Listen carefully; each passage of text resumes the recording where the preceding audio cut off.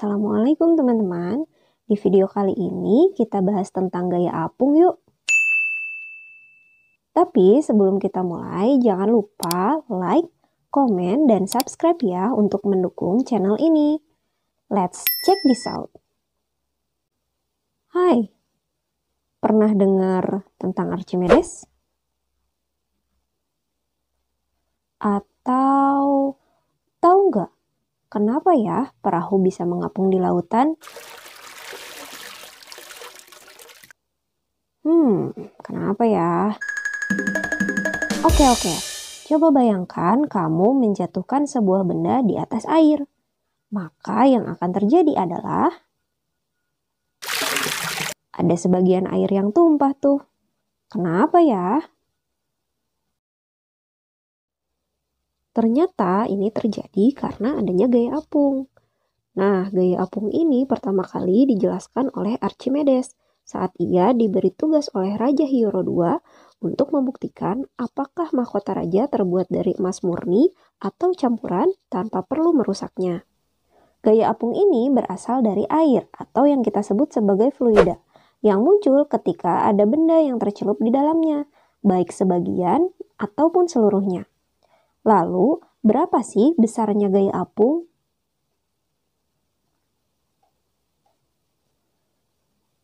Gaya apung ini besarnya sama dengan berat fluida atau air yang tumpah. Berat fluida yang tumpah adalah massa fluida yang tumpah dikali dengan gravitasi. Nah, sedangkan massa fluida yang tumpah itu sama dengan rho dari fluidanya atau massa jenis fluidanya dikali dengan volume dari fluida yang tumpah. Sehingga hasilnya gaya apung itu sama dengan rho fluida dikali dengan volume fluida yang tumpah dikali dengan gravitasi.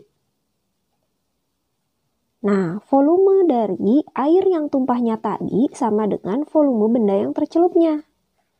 Sehingga gaya apung bisa kita cari dengan menggunakan persamaan rho fluida dikali dengan volume benda yang tercelup dikali dengan gravitasi. Selain menggunakan persamaan ini, gaya apung juga bisa dihitung dengan mencari selisih berat benda saat ditimbang di udara atau berat benda sesungguhnya dengan berat benda saat ditimbang di dalam fluida atau kita sebut sebagai berat semu. Oke, ternyata ada 3 kondisi nih ketika benda tercelup di dalam fluida. Kondisi yang pertama itu adalah mengapung, kemudian melayang, dan bisa juga tenggelam. Untuk kondisi benda yang mengapung di dalam fluida, terdapat bagian benda yang tidak tercelup. Sedangkan untuk kondisi benda yang melayang di dalam fluida, maka seluruh bagian benda tercelup di dalam fluida. Untuk kondisi tenggelam, seluruh bagian benda tercelup dalam fluida. Dan benda menyentuh ke dasar wadah atau bejana yang berisi dengan fluida tadi. Nah, jika kita analisis dari gaya-gaya yang bekerja pada benda yang tercelup di dalam fluida, untuk kondisi mengapung, itu terdapat yang pertama adalah gaya apung. Nah, gaya apung ini muncul ketika ada benda yang tercelup di dalam fluida, baik sebagian ataupun seluruhnya. Selain gaya apung, tentu saja benda ini memiliki gaya berat. Nah, dalam kondisi yang sudah setimbang, maka jumlah gaya yang bekerja pada benda ini harus sama dengan 0, sesuai dengan hukum 1 Newton. Nah, jika kita uraikan, maka jumlah gayanya itu ada Fa, kemudian kita kurangkan dengan W karena arahnya berkebalikan. Nah, Fa dikurangi W ini harus sama dengan 0. Sehingga jika kita pindah ruaskan W-nya atau berat bendanya, maka persamaannya menjadi Fa sama dengan W. Nah, kemudian kita uraikan lagi dengan persamaan yang sudah kita bahas sebelumnya.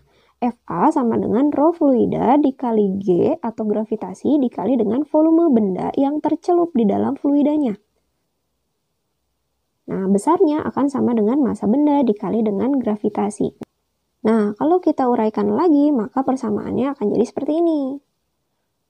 Rho fluida dikali gravitasi dikali volume benda yang tercelup itu sama dengan rho benda dikali dengan volume benda dikali dengan gravitasi. Gravitasinya kita bisa coret di ruas kanan dan ruas kiri, sehingga persamaannya menjadi seperti ini. Nah, untuk kondisi mengapung, karena volume benda totalnya itu lebih besar daripada volume benda yang tercelup di dalam fluida, maka massa jenis benda harus lebih kecil daripada massa jenis fluida. Nah, inilah syarat benda yang mengapung di dalam fluida. Kemudian untuk kondisi melayang sendiri, gaya-gaya yang bekerja itu sama. Yang pertama ada gaya apung, kemudian ada gaya berat. Nah, sama seperti tadi, ketika gaya-gaya yang bekerjanya sudah dalam kondisi setimbang, maka sigma F-nya harus sama dengan 0. Sehingga FA dikurangi W ini harus sama dengan 0, sama seperti yang sudah kita bahas sebelumnya. Maka FA sama dengan W. Nah, kita uraikan lagi, maka kita akan dapat persamaan rho fluida dikali gravitasi dikali volume benda yang tercelup dalam fluida sama dengan rho benda dikali volume benda dikali gravitasi. Nah, maka kita akan dapat persamaan rho fluida dikalikan dengan volume benda yang tercelup dalam fluida sama dengan rho benda dikali volume benda. Untuk kondisi melayang, volume benda yang tercelup di dalam fluida sama dengan volume benda totalnya. Sehingga untuk kondisi melayang, rho fluida pun harus sama dengan rho dari bendanya. Oke, sekarang untuk kondisi tenggelam. Kalau untuk kondisi tenggelam, kita lihat ada gaya apung, kemudian ada gaya berat sama seperti tadi, dan ada satu tambahan lain, yaitu gaya normal, karena benda menyentuh dasar dari wadahnya.